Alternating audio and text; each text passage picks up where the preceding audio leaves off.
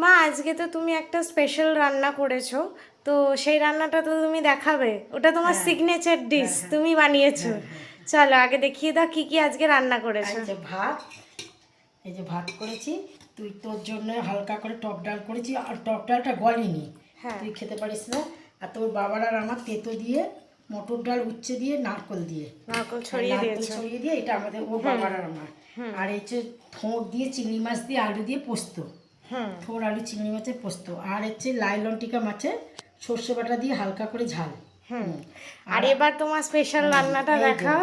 ডাব চিংড়ি তো সবাই খেয়েছো, এটা আমি কুমড়ো চিংড়ি বানিয়েছি, খুব টেস্ট হয়েছে। আমরা এদিকে তাকিয়ে বলো। খুব টেস্ট হয়েছে, আমি একটু গালে দিয়ে দেখেছি, মেয়েও একটু গালে দিয়ে দেখেছে, রেসিপিও তুলে রেখেছি, তোমাদের যার যার লাগবে তারা তারা দেবে। খুব সুন্দর খেতে হয়েছে। এটা তুমি আজকে প্রথমবার ট্রাই করলে? প্রথমবার ট্রাই করলাম। হ্যাঁ, এটা দারুণ সুন্দর হয়েছে, এটা নতুন ধরনের রান্না।